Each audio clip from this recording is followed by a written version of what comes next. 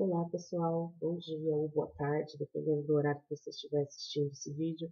Aqui quem fala é Ilana, PCMP de Programas e Projetos, e vou aqui contribuir com a Camila, PCMP de História, para que vocês possam ter aí o direcionamento desse material, que é o documento orientador para recuperação e aprofundamento em ciências humanas.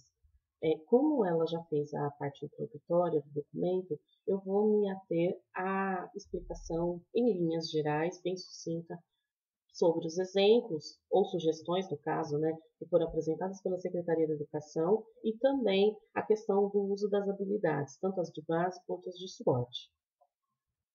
Depois que vocês, o código alfanumérico, ele é caracterizado por uma sequência lógica para fazer sentido. Então, a busca, né, para a gente não ficar perdido na hora de procurar essa habilidade. Então, aqui, se vocês repararem aqui em cima, o exemplo é de uma habilidade de geografia dos anos finais para o sexto ano. E aqui na sequência do organizador, ela será a primeira a aparecer.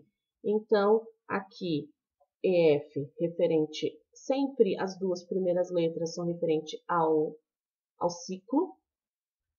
Os dois números na sequência são referentes ao ano série do estudante. Aqui do lado, a sigla é sempre referente ao componente curricular e os dois números finais, onde é que ela se encontra dentro do organizador.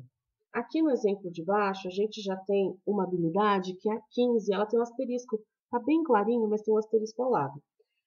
No caso, essa habilidade é de elaborar hipóteses para explicar as mudanças e permanências ocorridas em uma dada paisagem em diferentes lugares e tempos. Então, o asterisco indica que é uma habilidade específica do currículo paulista, ou seja, ela foi desenvolvida para uma necessidade que a rede apresentou.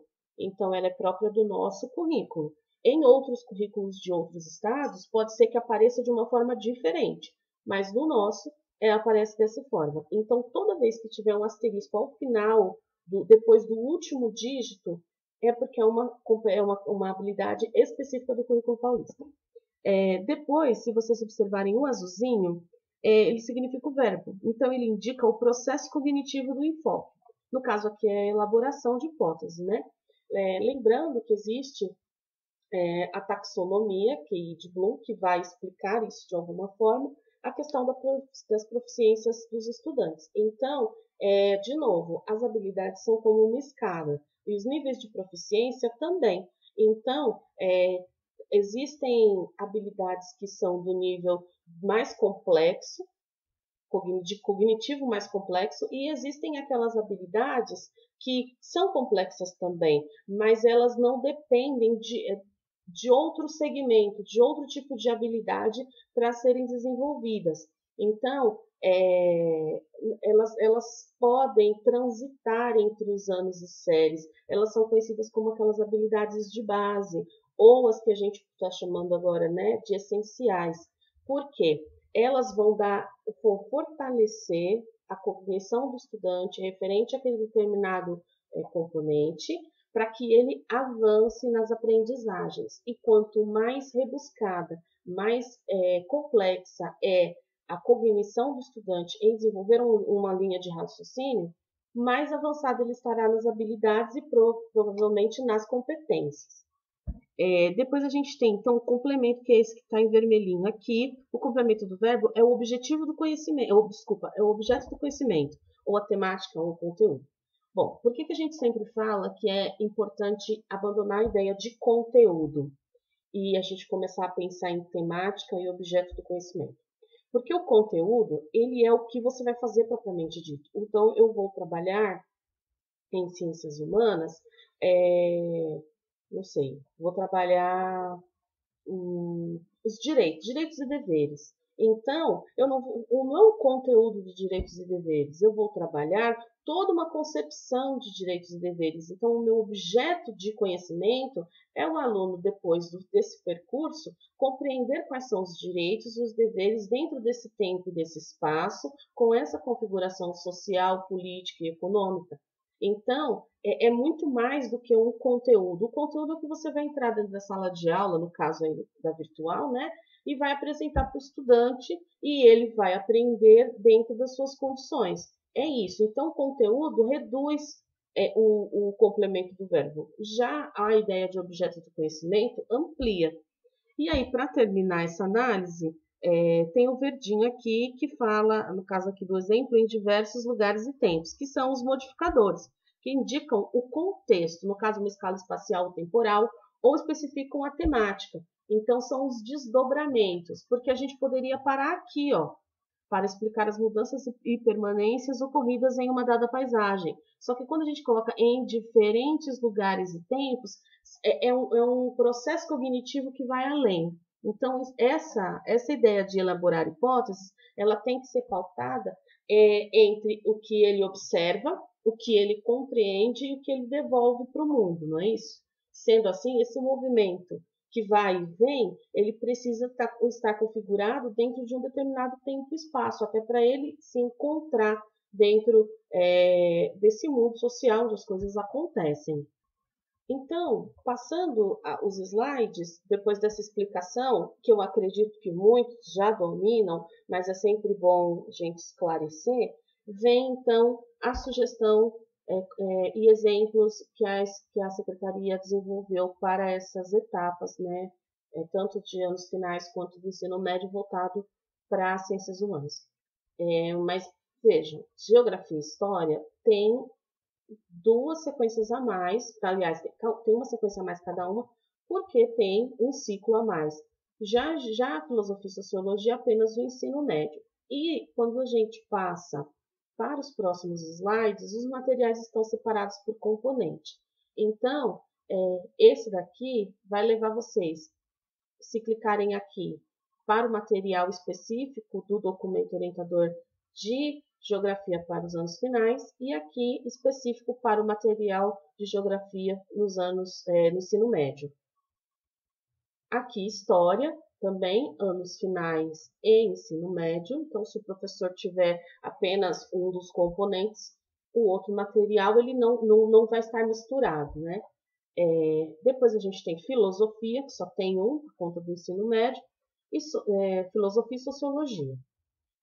Assim que vocês fizerem o estudo, terminarem o estudo dessa atividade, vai ter então um formulário de participação para que vocês possam responder e apontar a frequência de vocês. Lembrando que esse formulário ele tem uma finalidade de controle do acesso, para que nós saibamos como podemos melhorar a questão da qualidade do material, alguma dúvida ou esclarecimento que vocês venham a ter, ele não tem finalidade para pagamento, ele é apenas um controle, porém é importante e necessário que todos façam e faz parte da ATPC pelo núcleo pedagógico. É só pensar da seguinte forma, se estivéssemos presencialmente, haveria uma lista de presença em que todos teriam que assinar. Essa lista depois pode ser solicitada pelas escolas. Então, é importante sempre que os professores compreendam que o formulário deve ser respondido ao final do processo de estudo, desse estudo, e pautado realmente na sequência que foi apresentada em ciências humanas. Porque às vezes acontece do professor acabar se confundindo e fazer a avaliação do material que não é específico para ciências humanas. Quando as pautas são genéricas, são para todos os ciclos, a gente manda um formulário só. Mas, geralmente, quando é uma pauta específica para a área, tem coisas voltadas para a área. Então, é importante deixar para fazer esse apontamento do formulário certinho.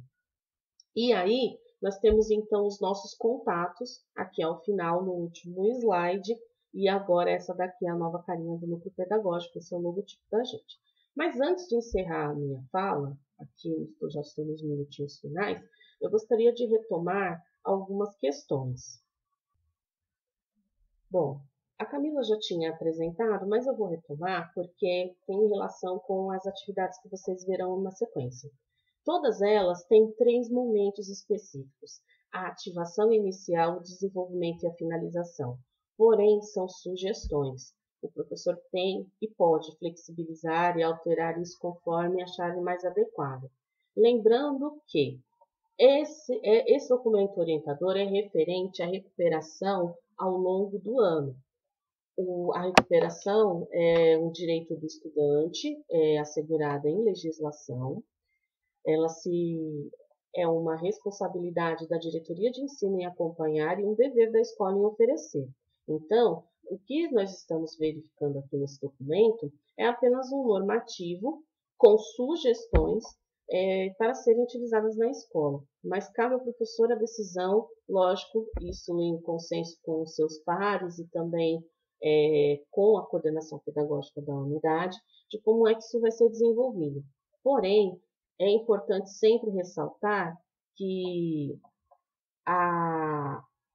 o trabalho desenvolvido da recuperação nesse momento, ele é focado às aprendizagens em defasagem em 2020. Ou seja, não adianta achar que isso daqui é feito específico para o aluno que não realizou as atividades, porque você não tem critérios quanti e qualitativos para dizer até onde ele sabe ou não, porque simplesmente ele não está realizando as atividades por uma série de situações. Essa recuperação que está sendo trabalhada, ela também olha para esses alunos que estão retornando às atividades aí de estudo, porém, ela é baseada naquilo que existe, naquele levantamento que foi feito na escola com os alunos que estão realizando atividades. Os demais documentos aí orientadores, normativos, os decretos, eles apresentam uma necessidade de fazermos a recuperação e aprofundamento ao longo do ano 2020 e 2021. Então, vão ser sequências. Indico que vocês leiam os documentos originais a partir do Boletim 94, para que se integrem cada vez mais dessas situações. Mas a recuperação não é focada exclusivamente na situação da pandemia, e sim como um direito do estudante que nós sempre fizemos. A recuperação ela é paralela ao ano letivo. Então, é isso que nós estamos fazendo aqui. Outra coisa muito importante e que alguns professores e também coordenadores vieram falar foi em relação à questão da língua portuguesa e matemática, ciências humanas como um apoio de língua portuguesa e matemática. Não, língua portuguesa e matemática têm as suas especificidades, assim como geografia, história, sociologia e filosofia. Então, o professor de humanas, seja de qual componente for, ele vai trabalhar em cima das habilidades próprias do currículo de ciências humanas, a partir da identificação das habilidades que forem feitas, como habilidades de base e habilidades de suporte. As habilidades de base são sempre as habilidades referentes ao ano, série do estudante. De preferência aqui no caso, a gente está falando do terceiro bimestre, mas pode ser que você pegue uma habilidade de segundo, de primeiro bimestre, e tudo bem, desde que seja do ano série, desde que seja uma habilidade que seja realmente a base para o aprofundamento do aluno em outros segmentos, no caso, em outros objetos do conhecimento, desde que seja o próprio componente curricular. E de onde é que a gente tira essas habilidades? Do currículo paulista, no caso dos anos finais, e também daquela sequência de habilidades apresentadas pela Secretaria da Educação, no primeiro, no segundo e no terceiro bimestre. Saiu em circular, inclusive isso foi mandado por e-mail das escolas, então o professor não precisa esperar pelo coordenador. Isso está disponível na circular das semanas passadas, referente a qual e tem todas as habilidades lá, dos anos finais e também tem do ensino médio. Do ensino médio, o currículo que está vigente ainda é o currículo oficial do Estado de São Paulo, aquele que é a capa branca com uma parte preta.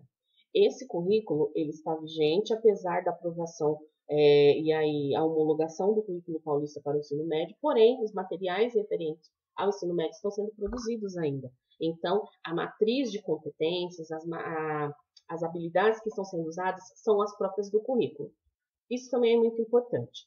A matriz de competência do ensino médio, ela é super válida para o dia a dia, para as atividades com os estudantes. Porém, nesse documento orientador, vocês vão perceber que se vocês pegarem aquele livreto que é colorido e tem ali algumas disciplinas, alguns componentes juntos, no caso da gente, geografia, história, filosofia e sociologia, eles não conversam, algumas habilidades ali não batem. Por quê? Porque as habilidades foram retiradas diretamente daquele branco e preto, e não da matriz de avaliação processual. Por quê? Porque a matriz de competência de avaliação processual, ela é focada em avaliações. E aqui no caso, a gente está retomando habilidades do ciclo, habilidades do ano série, que ficaram em defasagem por uma série de situações, principalmente por conta da pandemia.